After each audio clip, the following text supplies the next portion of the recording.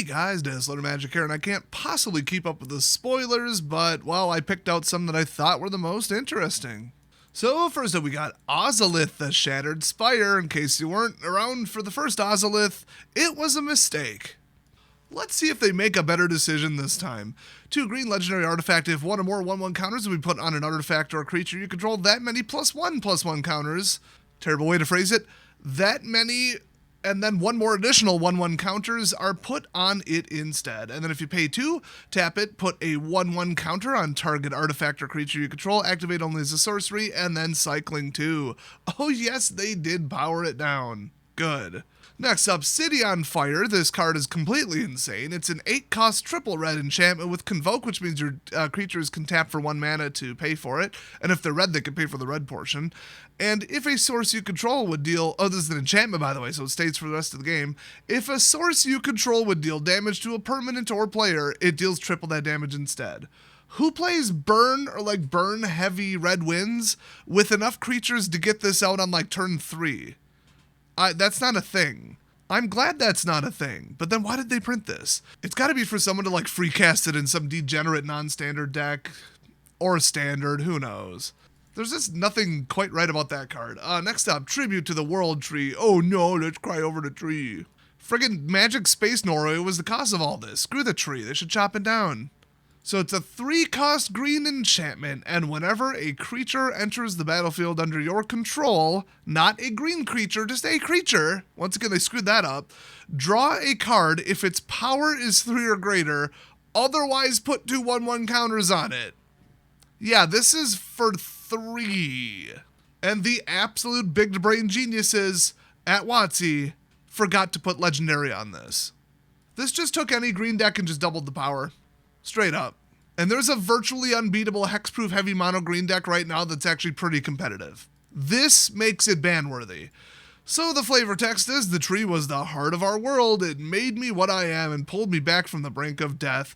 I won't allow it to be forgotten. Esika, god of the tree. Oh yeah, the imposter gods were so responsible and helped defend the tree, and no, they caused this. Next, Complete. Oh, wait, no, it's the regular Complete. The Circuit. It's a 6-cost blue instant, and it's a rare. That's always good. Convoke, because of course, and you may cast sorcery spells this turn as though they had flash. So you already tapped all your creatures and burnt some of your mana, maybe none, but you never know. But when you cast the next instant or sorcery spell this turn, copy that spell twice. You may choose new targets for the copies. So this is like the spell Flash, but way more convoluted and less useful, and that's fine because this could be massively degenerate. You break one of the fundamental rules of the game, like you can or cannot cast the spell in the middle of your opponent's turn or in response to something on the stack, or at their end step, all 3 of which are huge. Yeah, you better not go too far with it. Next up, Bloodfeather Phoenix, a 2-cost flying 2 damage red creature in the air, which is already, we're already at OP card potential watch here. It can't block, okay. Whenever an instant or sorcery spell you control deals damage to an opponent or battle, in other words, if you're running red, you may pay 1 red. If you do, return it to the from your graveyard to the battlefield. It gains haste until end of turn. So it doesn't come back on your turn, but it's incredibly hard to stop damage that comes back if you do incredibly hard to stop damage to the opponent. So I may see a problem with that for 2 mana in the air. Went a little far with that one. Red burn or red winds, anything in between. Very annoying. Next up, Invasion of Rin. Ooh, the Jace Placey ain't looking so good. That's where Flippy Boy Babyface Jace is from. And that 70-card monstrosity can go right back to hell. So anyway, it's a 4-cost Battle Siege in blue, and when it enters the battlefield, draw 3 cards, then discard a card, because of course. But what does it flip into? Overloaded Mage Rings. Oh, they're gonna dial him into a different universe by adding an 8th Chevron, I know it. Maybe it'll be able to teleport me to a better run TCG. Oh wait, they did Universes Beyond, it's just gonna send me to Middle-earth, where Gandalf is in a fight against Optimus Prime. So anyway, you pay 1, tap it, sack it, and copy target spell you control.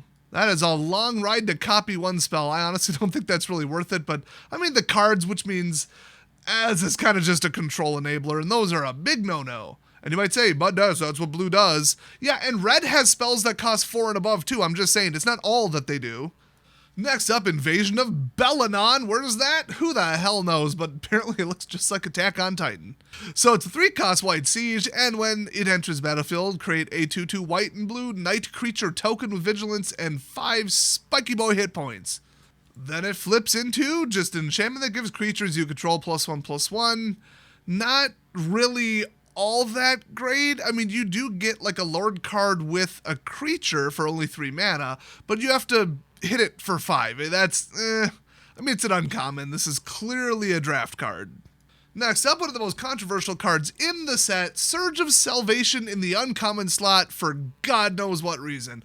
1-cost white instant, you and permanents you control gain hexproof until end of turn. Prevent all damage that black and or red sources would deal to creatures you control this turn.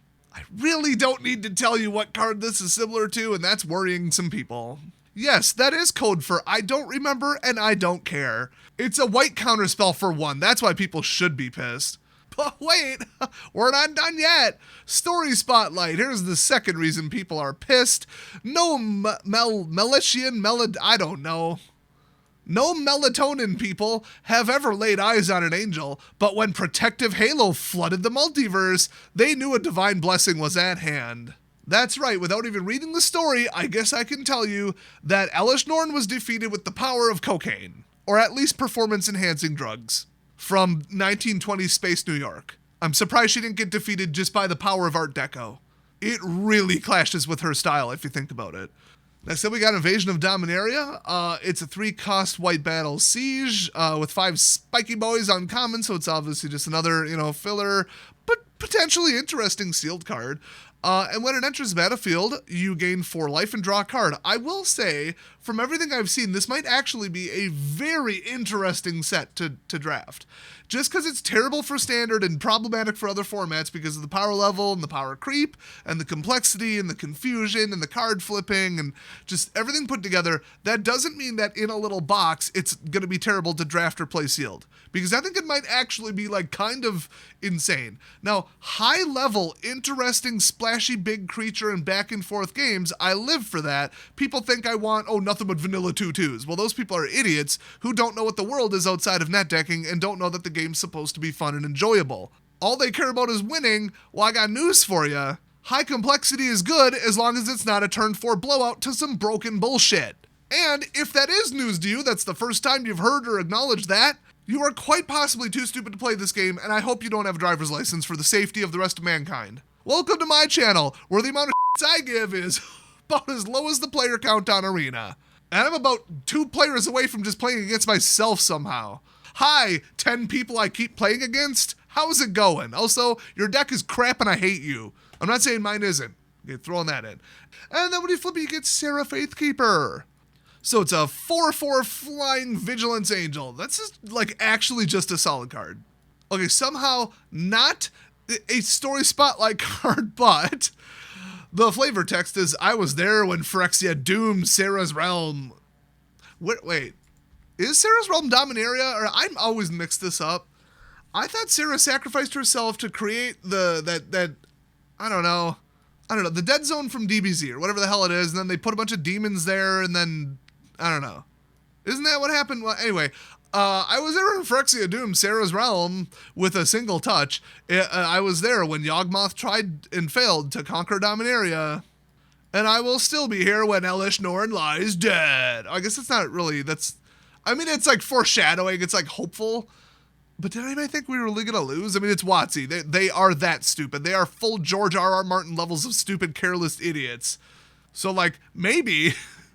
But then we got somebody stabbing her through the heart. So, speaking of that, I threw it in. Elspeth Smite. This is just peak WotC who gives a crap levels of card right here. 1 cost white mana. Okay, so we got that going for us. 1 cost.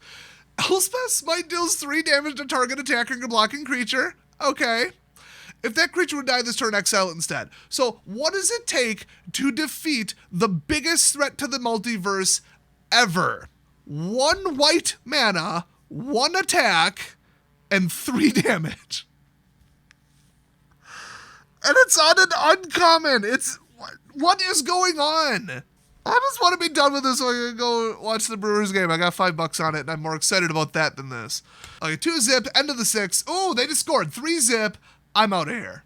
Watsy and the Phyrexians, you can complete these nuts. What's the new biggest threat to the multiverse after the Phyrexians are dead? Bitch, if you see my channel, it's me. I'll see you guys next time.